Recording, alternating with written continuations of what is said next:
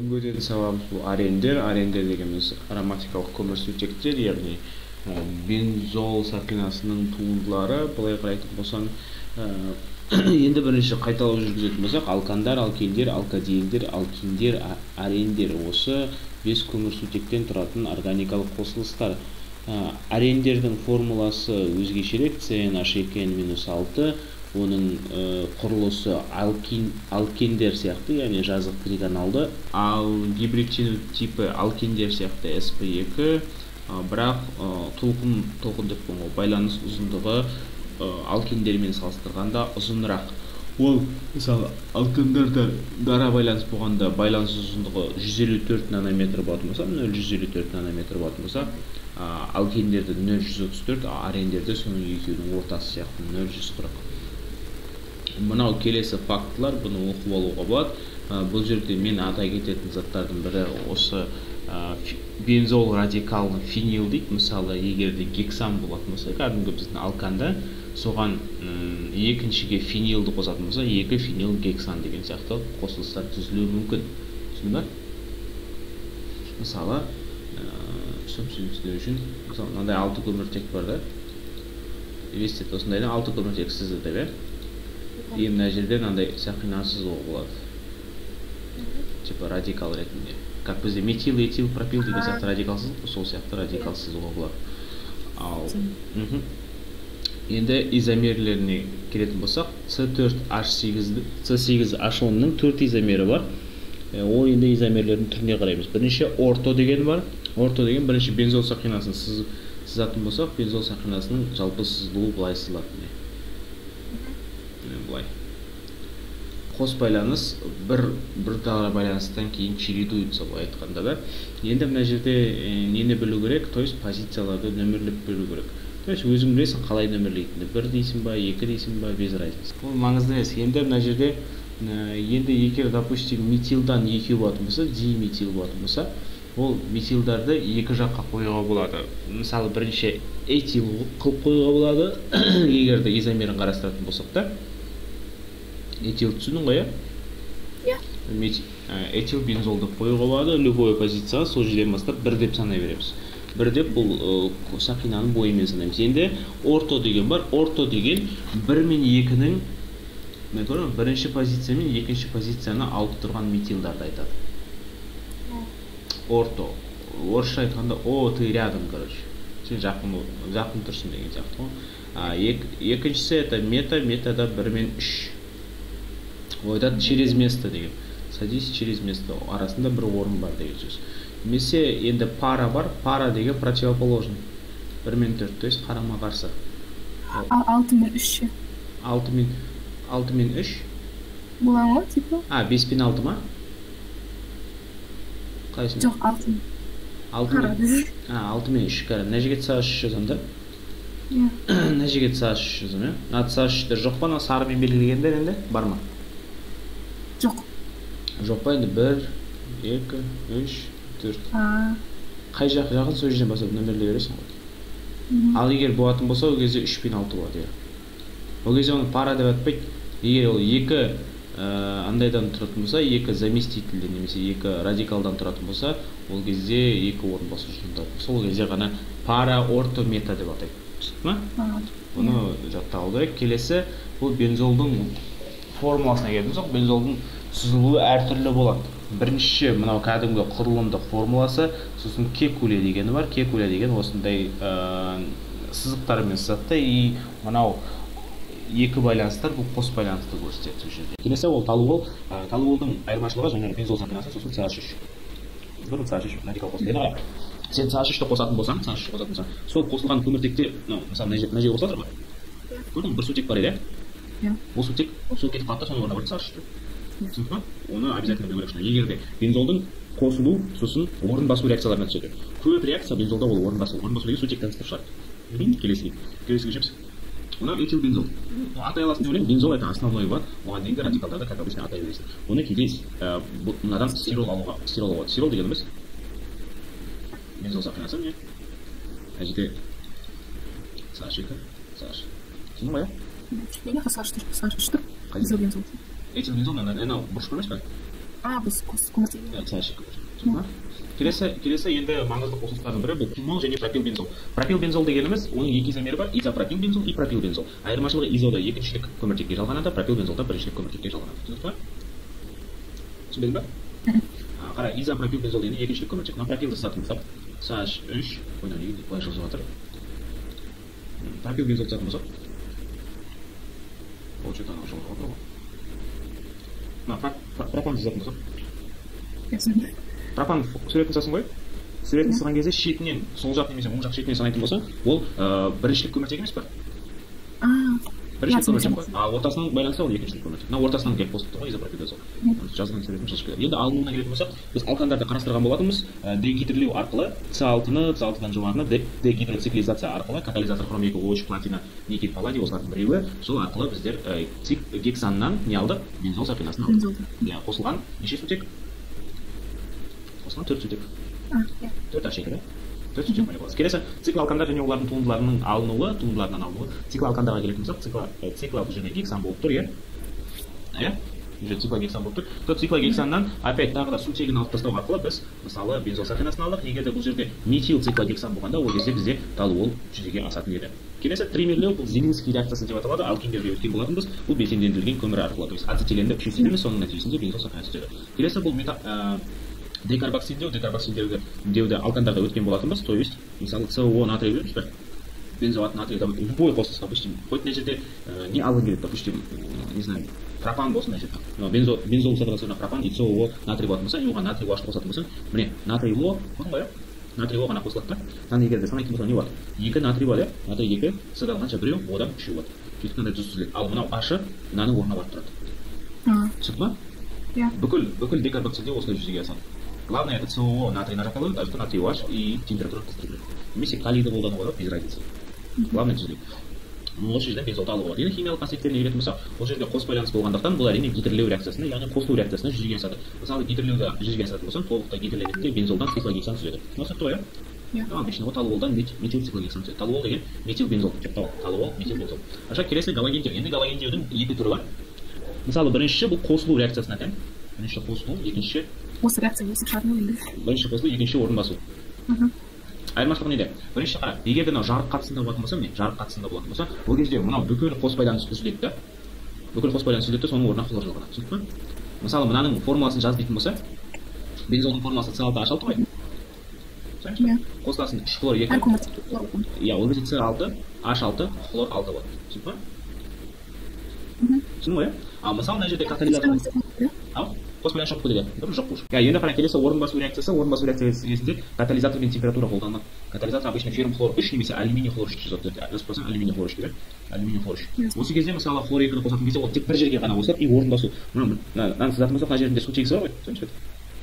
Мына сутегі кетіп қалды, мына жерге кетіп қалды. Оның орнына барып хлор тұқты. Хлордан екеуі ол бірінші хлор, сол анау шыққан сутекпен шығады да H хлорды түзеді. Түсіндің ба? Енді келесі бұл талуолды хлорлау. Дәл талуолды хлорлаған кезде талуол немесе бензол сақинасы емес, одан да этил бензол болатын болса, то есть мына жерінде бірдеңе болатын болса, көміртекпен байланысты жарық қатысында әрекеттесетін болсаң, ол кезде бензолға қосылмайды, мына жерге қосылады. Мынау алкан ғой, мысалы соңыз ба? Метаннан кейін қояды. Метаннан кейін кезде помнишь, метандағы хлорды қосқан кезде орын басу реакциясы жүреді. Дәл солай жүреді олар. Оның бір сутегісін алыстап жүреді. А мынау, допустим, егер де катализатордың қатысында болатын болса, ол кезде ол қосылады. Мысалы мына жерде қосылуына қарайтын болсаң, орта позицияда, иә, и пара. Енді мынаған көшейік, орта и пара деп тұр, иә. Екеуі де жүзеге асады. Не себепті дегенге енді көшеміз. Енді ориентат дейді, орысша, қазақшасы бағдарлаушы деген бар. Яғни мына жерде кто здесь деп тұр. Мына жерде бір жері орын басқан, допустим, бір жерінде орын басқан, мына жерде, допустим, осылар, мына жерде бірдеңе бар дейді. Осы списоктың ішінде, допустим, NH2 болсын да, мысалы. NH2 көрдің ғой? NH2 бірінші порядокқа жатады, то есть бірінші топқа жатады. Бұл жерде орта және пара. То есть мына жерде, допустим, NH2 болсын. Графический. Мына жерге сынсайын, NH2. Осыған, допустим, любой зат қосайық. Білмеймін. Қасында болады, иә? Хлорды қосайық, мысалы феррум хлор үшпен. Ол кезде қара.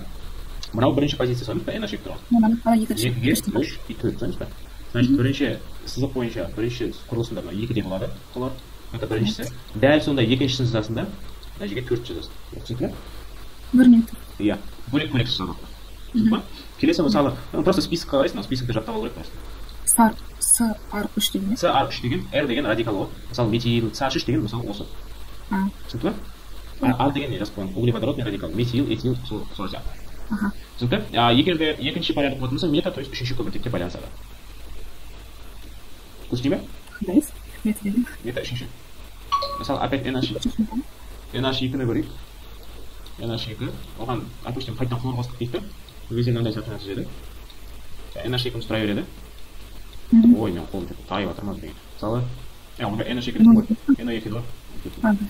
NO2 дейік. NO2 хлор қосады ғой, опять. Тек мына жерге ғана хлор қосады. Болды, бір ғана қосады. Үшінші. Мета деп тұрған. Мынау мета, мынау орта және пара. Екеуіне біз lazım. 50-50 деген бар. Енді келесі, мысалдары, көрсетілген мысалдар бойынша, мысалы, OH болатын болса, хлорды қосатын болса, орта и пара одновременно түседі. Ал SOH болатын болса, тек үшінші жаққа ғана түзеді. Түсінді ме? Келесі, Friedel-Crafts алкилдеу. Бұл, айттым ғой, бензол деген тақырыпты. Алкилдеу. Алкилдеу дегеніміз не? Яғни, RX-ның орнына, X бізде бұл галоген, R бізде радикал. Мысалы, метил болатын болса, метил, CH3 и хлор, то есть хлор-метан. Түсінді ме? RX-ның мысалы егде. Хлор-метан, допустим, CH3 хлор. CH3 хлор. И мынаған катализатор түсінді, алюминий хлор үшін жазып қалады. Феррум хлор үшін ғой. И ол кезде не түзеді? Мынаны айту бойынша. CH3 хлор деп тұр ғой. X-іміз бізде хлор. X-іміз хлор. Енді бұл кетіп қалады, тек CH3-нің қасына бір жалған. R-дің орнына CH3 жалған. Түсінді ме? Осы H хлор сияқты. Сосын H хлор, HX деп тұрды. Түсінді ғой?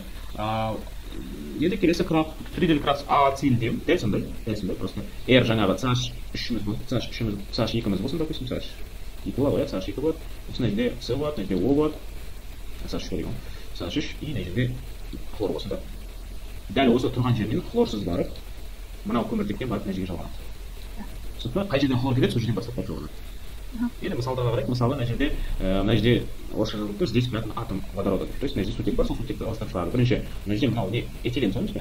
Этиленді қосқан кезде не түзілді? Этилбензол түзілді. Этилбензол. Жаңағы мынау сутек, мынаған барып қосылды. Гидрлеу болды да, шамалы гидрлеу болды. Бір ғана сутек анауысына қосылды, ал екінші жағынан барып байланысты. Түсінді ме? Келесіге көшетін болсақ, келесіде бұл уже тоже хлоретан, хлор кеткен жерінен барып байланысады, көрді ме? CH2 сол жерінен байланысты. Келесі бұл пропен, ғой. Енді қара пропенді көрген кезде қайсында сутегі аз, изопропилбензол немесе кумол. Қай жері, мысалы мынау екіншілік көміртек қой. Екіншілік көміртек бізде тұрақтырақ ше бірінші көміртектен. Бізде көміртектің түрлері бар, мысалы бірінші, екінші, үшінші и төртінші. Төртіншілік көміртек қалғандарынан тұрақтырақ болады. Мысалы үзілетін кезде төртінші көміртек әрі қарай үзілмейді, ол өзі қалып қояды. Сол жерден барып қосылады. Түсінді ме?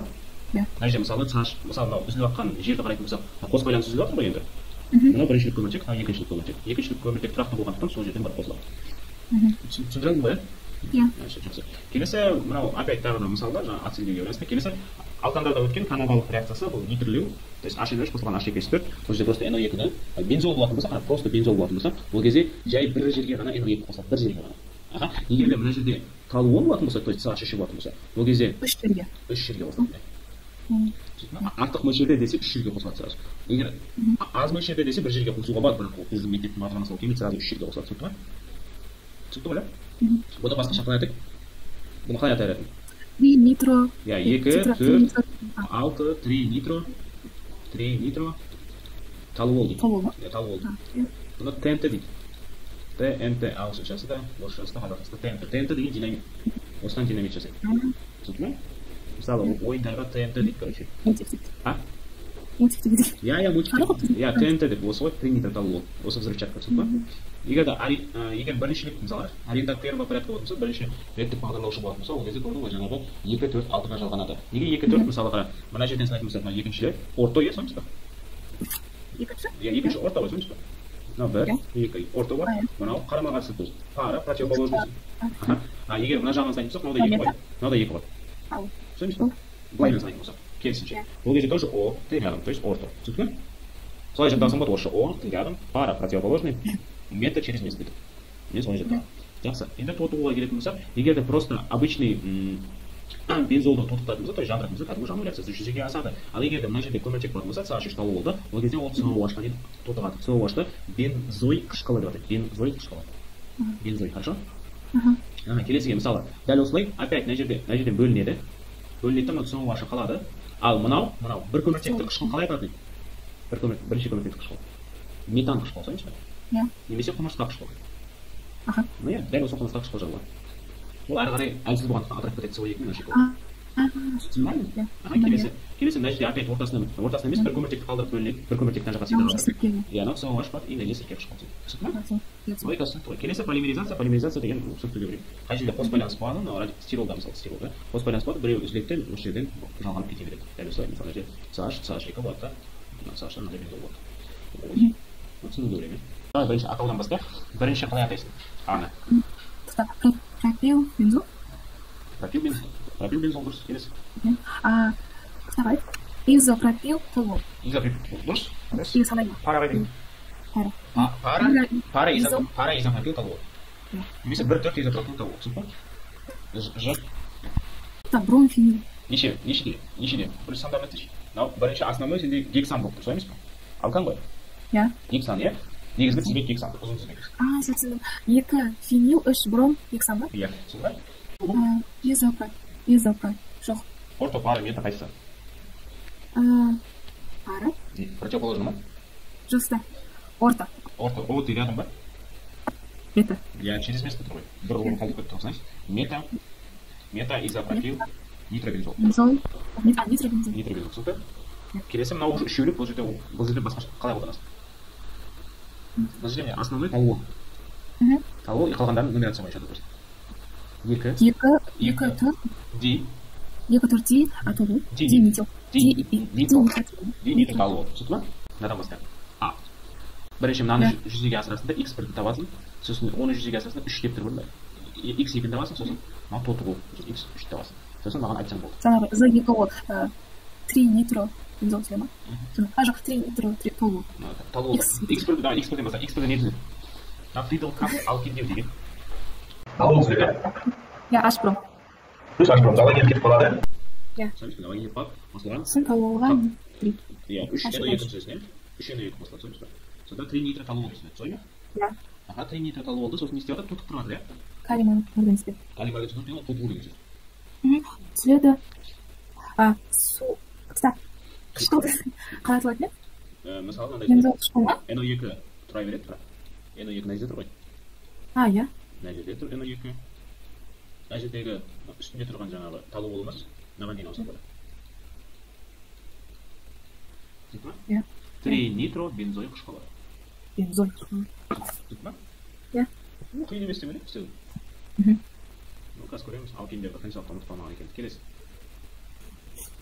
Бензол алкен. Алкен қосты. Бұл кезде не түсінді? Қазір қалай аталады? Жоқ, алкен бензол.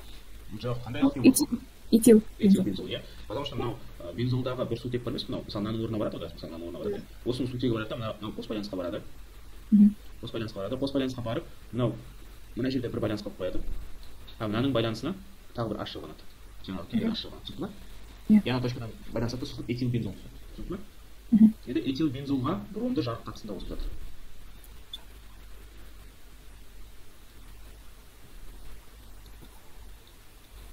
Этил хлор бензол H хлор ма? Иә, этил хлор бензол. Хлор этил бензол. Бром без па? C2H5 бензол қосылған калий бром қосылған су сөйле ма? Бірінші не істедің? Бұған бромды қосып қойдық, иә? Енді калий UH спирт деді. Тұрған жоқ па? Олай спирт? Солай жазып тұр ғой. Енді қара, екі түрі бар. Калий UH спирт, сосын калий UH сулы ертінді дейді. Спирт түрі сулы ертінді. Мысалы бірінші калий UH сулы ертінді деген көрсетейік, деді ма? Бұл кезде не дейді? Шынатысымен не тапқанды? Иә. Ол кезде мынау бром кетіп қалады.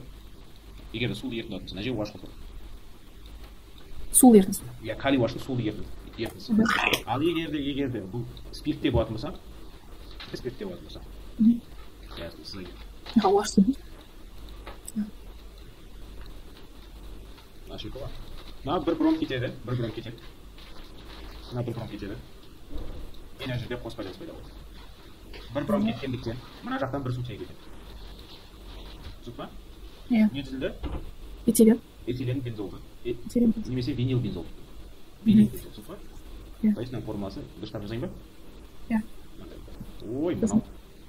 Мен что-то қолым не толып тұрмаған, мен ауыр сезіп тұр. Конфетсіз алмай қалдым. Есть мынандай. Қос байланыс. Үш байланысымыз тұр, иә? Аха, не осындай винил бензол тұр. Енді келесі бром 2 қосып отыр ғой. Этилен сөйлейтін болса. Аха, қос байланыс бар, иә? Иә. Бір қос байланыс дегеніміз, ол бір байланыс ол бірінші көміртектің жартысы, екінші көміртектің жартысы емес пе? Иә? Иә. Екеуінде бром істеледі. Иә, екеуінде де бром қосылады. Мына жерге де бром. Қос байланыс кетеді да біреуі. Сосын мына көміртекке бром қосылады, и мына көміртекке бром қосылады. Түсініп пе? Иә. Енді қара келесі X5 дейді. Калий OH опять спиртта избытокта дейді, то есть артық мөлшерде дейді. То есть мына екі бром кетеді. Опять бір сутек кетеді. Мына жақтан да бір сутек кетеді. Үш байланыс. Бір бром кетсе, бір қос байланыс қалады. Екі бром кетсе, екі қос байланыс қалады. Бұма енді? Бұны істейік. Бұда мұнда уже X1, то есть условияларды немесе шарттарын анықтау керек. X1-ге келетін сақ. Нені қосамыз? Айт. Алюминий хлор. Алюминий хлор үш. Ол катализатор қойма? Алюминий хлор, иә. Ол катализатор дегенде бұл Льюис қышқылды отырады. Үстінде не қосады?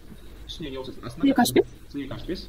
Просто қандай реакцияға сәйкес келеді? Алкилирование арен. Ондай бізде бар. Иә, сілдеу. Алкил деген. Екеу бір ғой, орысшасы қосады. Ол кезде не қостық мысалға? RX қостық қой. Хлор.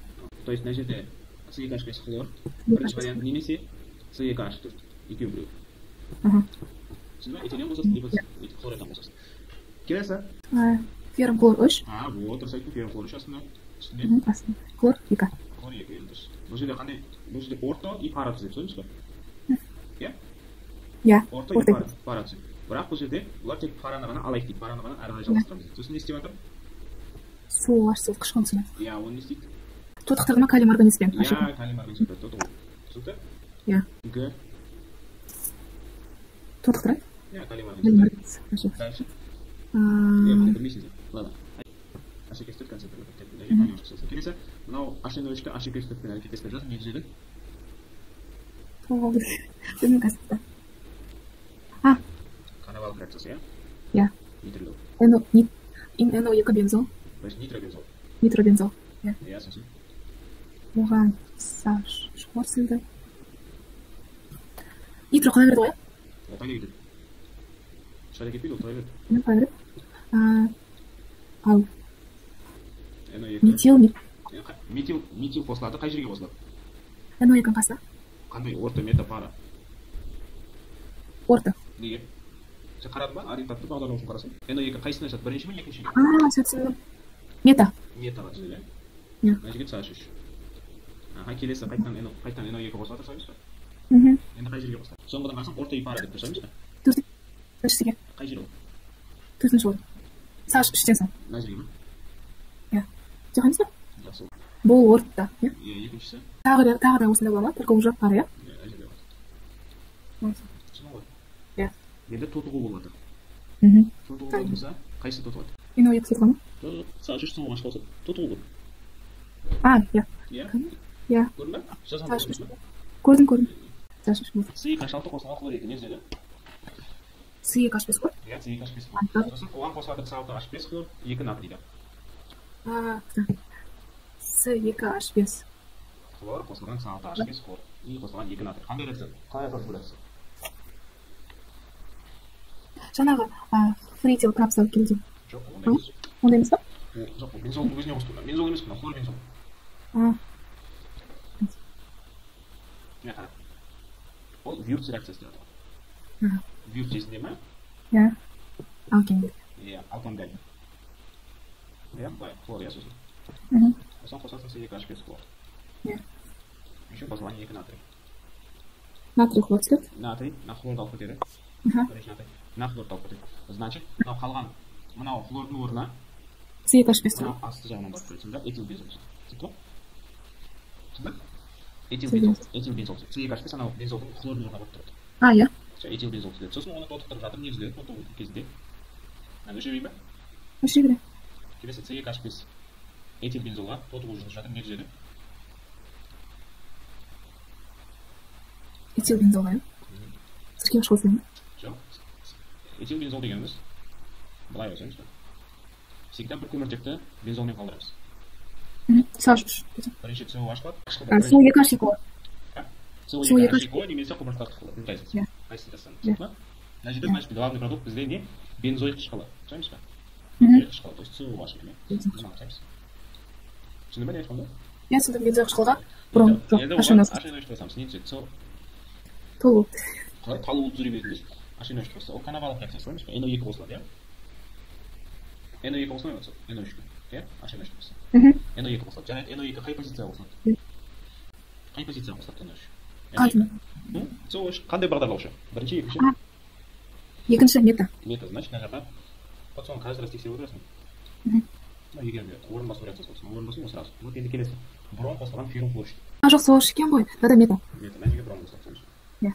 Онда 3 бром 5 нитро бензоид қышқылы. Түсіндің ме? Түсіндің ба қарағанда? Неге? Бір, Неге? NO2 қосамыз. 3, Ал. 4, 5, 6. Ну, Б, бром ғой, алфавит бойынша Б. Б, мынадан бірінші қылып. Түсіндің ба? Иә. Иә. Бром келесі. Условия қандай? Феррум хлорид. Иә. Қосылған бром 2. Бром 2, иә. Жақсы келесі. Жаңағы алюминий хлорид. Жоқ. Қараңғы бромы бар. Иә. Анау. Мынау ғой? Вирус қой. C2H5 бром. Астында Плюс натрий. 2 натрий. Иә. Түсіндің ма? Иә, осы. Этил бензолға хлорды қосасың, жаңағы қатысында не түзеді? C2H5 хлор. Иә, C2H5 хлор. Солай дұрыс, C2H5 хлор. И мына жағында Ашқы. C2H5. Вот. И бензолмен, иә? Мгм. Ашқармен. Енді қай уаш спирттің ішінде? Спирттің ішінде болса, этил. Этилен. Этилен бензол. Винил дейсің. Винил бензол. Ал винил радикал дейсің. Винил бензол. Жоқ ма?